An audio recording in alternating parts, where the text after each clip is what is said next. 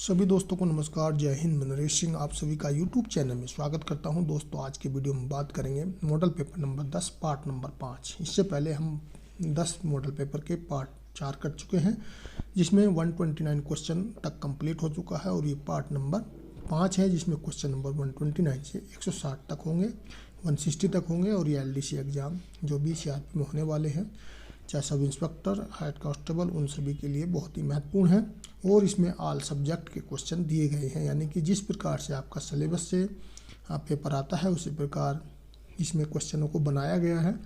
और मैंने इसके टोटल 10 सेट बनाए हैं। दोस्तों जो 10 सेट का ई बुक लेना चाहता है वो भी ले सकता है, और वो एक्स्ट्रा मौजू पे है। और डायरेक्ट मेरे से भी लास्ट में फ़ोन नंबर है, उस पर लेके फ़ोन नंबर को कॉन्टैक्ट कर सकता है। और साथ ही मैं बता दूं, इसका सिलेबस के अनुसार एक कंप्लीट कोर्स भी बनाया गया है, एक सब्जेक्ट का टॉपिक वाइज। तो वो भी लेना चाहते हैं तो वो भी कॉन्टैक्ट कर सकते हैं। तो दोस्तों अब चलते हैं क्वेश्चन नंबर 129 पे। किशन भी परीक्षा में उत्तीर्ण होगा और हरि भी, क्योंकि दोनों बहुत पढ़ते हैं। यह किस प्रकार का वाक्य है? मिश्रित संयुक्त वाक्य है, मिश्रित वाक्य है, संयुक्त मिश्रित वाक्य है, केवल मिश्रित वाक्य है। तो दोस्तों यह संयुक्त मिश्रित वाक्य है। प्रश्न नंबर 130, बट रजिस्टर का नंबर कितना है? AIFC 843, AIFC 853, 863, 873 डी में जो दिया है, तो इसमें बी आंसर सही है, IAFC 853। प्रश्न number 131, firing point register number कितना है? CRP 30, CRP 40, CRP 41, CRP 42। तो दोस्तों 41 CRPF फायरिंग पॉइंट रजिस्टर होता है, और 41 ही दिन में राउंड फायर किए जा सकते हैं, इस तरह भी याद रख सकते हैं। प्रश्न नंबर 132 है, बैटरी में कौन सा एसिड प्रयोग होता है? सल्फ्यूरिक एसिड या सल्फ्यूरिक एसिड, सल्फ्यूरिक एसिडिटी या सल्फ्यूरिक एसिड। तो डी सही है इसमें, सल्फ्यूरिक एसिड। प्रश्न नंबर 133 है, संबंध का वर्णन CRPC की किस धारा में किया गया है? धारा नंबर 1 251 से 259, बी 251 से 255, 255 से 259, 241 से 249। तो इसका ए सही है। जो संबंध के बारे में वर्णन किया गया है वह 251 से लेकर 259 तक किया गया है। प्रश्न नंबर 144 है, स्मोक बम की मजल वेलोसिटी कितनी है? 110 मीटर प्रति सेकंड, 120 मीटर, सी 130 और डी 140। तो 110 मीटर प्रति सेकंड है। प्रश्न नंबर 135, एल्यूमिनेशन बम का वजन कितना होता है? 920 ग्राम, बी 925 ग्राम, सी 930 ग्राम, डी 940 ग्राम। तो 925 ग्राम होता है। प्रश्न नंबर 36 है, मिश्रित वाक्य कहते हैं जिसमें एक कर्ता और एक क्रिया होती है। बी जिसमें एक से अधिक प्रधान वाक्य और वे संयोजक अव्यय द्वारा जुड़े होते हैं। सी है जिनमें एक साधारण वाक्य तथा उसके अधीन दूसरे उपवाक्य होते हैं। और डी है उपरोक्त में से कोई उत्तर सही नहीं है, यानी कि तो इसका सी सही है, जिसमें एक साधारण वाक्य तथा उसके अधीन दूसरा वाक्य होता है। प्रश्न नंबर 137 है, जिन वाक्यों में एक से अधिक प्रधान वाक्य हों और वे संयोजक वाक्य द्वारा जुड़े हों तो उसको क्या कहते हैं? ए विधिवाचक वाक्य, सी सरल वाक्य और सी मिश्रित वाक्य, डी संयुक्त वाक्य। तो उनको संयुक्त वाक्य बोला जाता है। प्रश्न नंबर 138, वाक्यों के गुणों में सम्मिलित नहीं है। लयबद्धता, बी सार्थकता, सी क्रमबद्धता, डी आकांक्षा। तो इसमें जो है लयबद्धता शामिल नहीं है। प्रश्न नंबर 139 है, निम्न में से कौन सा वाक्य मिश्रित वाक्य नहीं है? मैंने एक पुस्तक खरीदी जो नहीं है। बी है, यह वही बच्चा है जिसे बैल ने मारा। सी एक विज्ञान गोष्ठी हुई जिसमें अनेक वक्ता बोले। और डी वह परिश्रमी ही नहीं वरना ईमानदार भी है। तो इसमें डी जो है वह परिश्रमी ही नहीं वरना ईमानदार भी है। तो इसमें जो है यह मिश्रित वाक्य नहीं है।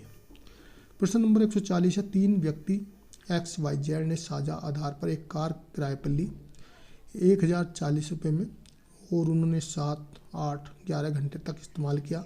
Y द्वारा दिया गया शुल्क कितना होगा? तो 1040 में ली तो आपको इसको 7, 8 और 11 का आपको इसमें निकालना होगा। तो इसके द्वारा जब निकालोगे तो उसमें 320 यानी कि इनको जोड़ देना है, फिर एक एक का हिस्सा निकाल लेना है। 7, 8, 15, 11, 26 और 1040 में से जब निकालोगे तो ये आराम से आ जाएगा 320। प्रश्न नंबर 141 है, एक वर्ग की भुजाओं की संख्या एक घन के किनारों की संख्याओं का अनुपात है। तो एक वर्ग की भुजाओं की संख्या, एक वर्ग में जितनी भुजाएं होती हैं और एक घन जितनी घन में भुजाएं होती हैं, तो इसका जो अनुपात निकालेंगे, एक वर्ग में जैसे मान लिया 4 भुजाएं होती हैं, तो घन में, घन के किनारों में जो कितनी भुजाएं होंगी तो उसमें सीधा 12 होंगी, तो इस पर 1:3 आ जाएगा। प्रश्न नंबर 142 है, संख्या 18, 24, 12 क्वेश्चन मार्क 18, 54 में लापता संख्या कहोगे। तो दोस्तों इसमें जब देखेंगे पहले 8 है, फिर एक को छोड़ेंगे तो आप इसमें 8 में 4 जोड़ा 12 हो गया, 12 में जो है फिर 18 हो गया, 6 जोड़ा, इस तरह करके क्रम में एक बड़ा है। तो या इसमें ऐसे भी हो सकता है, इसमें हर बार 3 से गुणा कर दिया गया है, 8 तिया 24, 12 तिया 36 और 18 तिया 54। तो इसका जो है जो लापता संख्या है वह 36 है। प्रश्न नंबर 143, यदि 5 के लिए A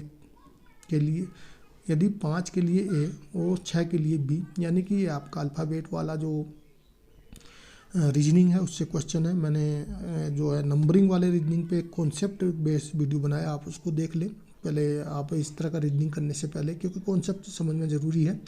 और ये अल्फ़ाबेट का ये जो है एक कोड के तौर, यानी कि अल्फ़ा को एक कोड बना दिया गया है। जैसे मान लिया A से Z तक 26 अक्षर होते हैं, तो पहले तो आपको सबका क्रम संख्या याद होना चाहिए। जैसे A1 पे होता है, H पे 8 पे होता है, M 13 पे होता है, W 23 पे होता है, T 20 पे होता है, I 9 पे होता है, J 10 पे होता है। इस तरह सभी संख्या याद होनी चाहिए। कभी कभी क्या होते हैं, मान लिया A को यहाँ पर 5 से शुरू कर दिया है और इस तरह आप निकालेंगे तो ये आ जाएगा 17, 19 और 17, 19, 20, 9 और 8 में कौन सा आएगा। तो आपको अगर A को 5 माना है तो इसी प्रकार 5 से B को जो है 6 मानेंगे, C को 7 मानेंगे, D को 8 मानेंगे, यानी कि 4 से जोड़ दिया। अब 26 पे जो की जगह 30 नंबर आ जाएगा लास्ट वाला, तो इसमें जो है MOPED आएगा। प्रश्न नंबर 144 है, एक निश्चित कोड में पेन को 31 और पार को 35 के रूप में लिखा गया, तो इस कोड में पेट को किस प्रकार लिखा जाएगा। तो दोस्तों इसमें आप देखेंगे तो मैं आपको बोला पहले भी, जो अल्फ़ाबेट वाले सबसे महत्वपूर्ण 2 चीज़ें आपको ज़रूर याद करनी है रीजनिंग के लिए। नंबर तुरंत याद कर लें रीजनिंग का, जैसे पहले बता चुका हूँ।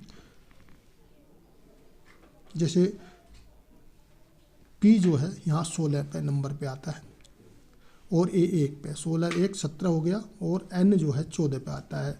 तो आप इसके जोड़ेंगे तो 31। आपको क्वेश्चन जब कॉन्सेप्ट एक बार समझ जाएंगे तो क्वेश्चन देखने से तुरंत आपको समझ में आ जाएगी क्या चीज़ है। तो इसमें क्या है, 16 और 1 17, 17 और 14 31। वैसे फिर P जो है 16 और 1 17 और R जो है 18 होता है, 17 और 18 आपका 35 हो जाएगा। फिर यही है 16 पर 1 17 और T 20 पे हो जाता तो इसका 37 आ जाएगा। इस तरह का भी एक क्वेश्चन हो जा, बहुत तरह से क्वेश्चन आते हैं, लेकिन इस तरह से भी ये कॉन्सेप्ट एक ये भी है। प्रश्न नंबर 145 है, फायर फाइटिंग पार्टी की बनावट क्या है। अधीनस्थ अधिकारी 1, अंडर ऑफिसर 2, अन्य अधिकारी 20। तो उपरोक्त सभी सही हैं। तो उपरोक्त सभी सही हैं, यानी कि जो फाइटिंग पार्टी की बनावट होती है, यानी नियुक्त की जाती है, उसमें 1 अधीनस्थ अधिकारी होता है, 2 अंडर ऑफिसर यानी हवलदार होते हैं और 20 अन्य कार्मिक होते हैं। प्रश्न नंबर 146 है, एल्यूमिनेशन बम का रोशनी देने का समय कितना है। 15 सेकंड, 25 सेकंड, 35 सेकंड, 45 सेकंड। तो इसमें जो है 35 सेकंड तक वह रोशनी देता है, 35 सेकंड सही आंसर है। प्रश्न नंबर 147, पीटासीन के अलावा लाइन कमेटी में कितने सदस्य होते हैं। 2 या 3 होते हैं, 4 होते हैं, 6 होते हैं। तो इस क्वेश्चन में आप देखेंगे तो जो उसका C ऑप्शन सही है, उसके अलावा 2 और होते हैं, यानी टोटल 3 सदस्य होते हैं। प्रश्न नंबर 148, मतदान केंद्र पर 100 मीटर की दूरी तक किसी भी दल विशेष के समर्थन में वोट मांगने की अनुमति किसी दिशा में नहीं होती। यानी ये कहा गया जो कोई भी एक जहाँ पर मतदान हो रहा है वहाँ पर जो है पोलिंग से 100 मीटर किस दिशा में नहीं होती। तो इसमें अगर देखें पूरब की ओर, पश्चिम की, उत्तर की ओर, दक्षिण की ओर, चारों तरफ, तो वह चारों तरफ का एरिया होता है। मतदान केंद्र से चारों तरफ 100 मीटर तो कोई भी नहीं मांग सकता वोट। प्रश्न नंबर 149 है, केंद्रीय आंतरिक अकादमी कहाँ पे है। कादरपुर में, माउंट आबू में, ग्वालियर में, नीमच में। दोस्तों एक है हमारे सीआरपी में केंद्रीय आंतरिक अकादमी जो कि माउंट आबू में है, और एक सीआरपी अकादमी कादरपुर में। दोनों में क्वेश्चन 100% एक क्वेश्चन किसी भी सब्जेक्ट में एलडीसी का आया है, तो इसको अच्छी तरह समझ लें। प्रश्न नंबर 150 है, केंद्रीय रिजर्व पुलिस बल में आई कार्ड का फोन नंबर क्या है? फोन नंबर 78 है, 99, 75, 76। तो इसमें आई कार्ड का दोस्तों 76 होना चाहिए, इसमें 75 हो रहा है, कंफर्म कर लेना, मेरे हिसाब से 76 है आई कार्ड नंबर। प्रश्न नंबर 151 है, केंद्रीय रिजर्व पुलिस फोर्स किस नियम में स्पेशल वेतन का वर्णन है? नियम 41, 42, नियम 43, 44। तो नियम 44 में दिया गया है। प्रश्न नंबर 152, सरल वाक्य क्या है? उसके आने का समय निश्चित नहीं है, सरल वाक्य पूछा गया। मुझे बताओ कि तुम कहाँ रहते हो? वह घर पर मिलेगा तो मैं अवश्य बात करूँगा, उपरोक्त में से कोई नहीं। तो यह है, इसमें ए जो है उसके आने का समय निश्चित नहीं है, सरल वाक्य है। प्रश्न 153, इनमें से मिश्रित वाक्य कौन सा है? यौवन चरित्र निर्माण का समय है, यौवन चरित्र निर्माण का समय है। बी, जो लोग स्वस्थ हैं उन्हें वेद के पास नहीं जाना पड़ता।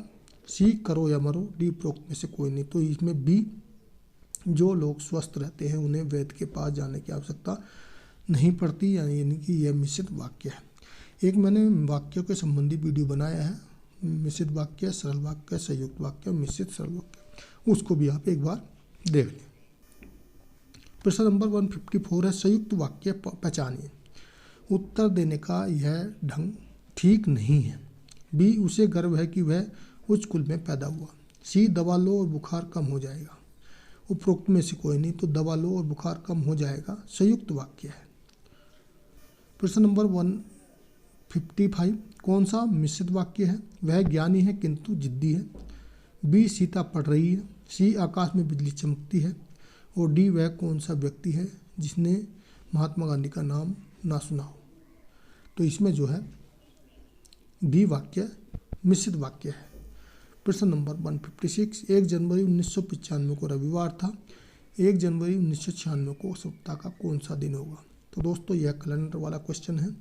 वो कैलेंडर वाला क्वेश्चन एक बार आप 1900 तक अगर आपको पता है तो एक दिन बचता है, आपको उसकी जानकारी होनी चाहिए। उसके बारे में मैंने एक वीडियो कॉन्सेप्ट वाला बनाया है, तो आप उसको देख लें। तो इसमें जो है 1995 में तक अगर आपको नॉर्मली, मैंने उसमें ये भी बताया 1900 तक कितने दिन बचते हैं, क्योंकि ज़्यादातर क्वेश्चन जो है कैलेंडर से आता, तो 1900 से लेके 1990, 91, 2000 वाले क्वेश्चन अभी बहुत कम आ रहे हैं, उनसे आते हैं। तो आपको 1910 क्या मतलब 1950 तक कितने दिन बचते हैं, 1960 तक कितने, या लीव वर्ष कितने हैं एक साल में, और ये सब उसमें बताया गया। तो आपको इसको निकालेंगे तो आप जो है इसमें देखेंगे उत्तर इसका बी होगा, सोमवार। प्रश्न नंबर 157 है, जब आयत की लंबाई और चौड़ाई में 1% की त्रुटि की जाती है तो उसके आयत के क्षेत्रफल में कितनी त्रुटि होगी? तो उसके दुगनी त्रुटि हो जाएगी, यानी कि 2% हो जाएगी। प्रश्न नंबर 158 है, श्रृंखला में अगला शब्द 2, 5, 9, 19, 37 है।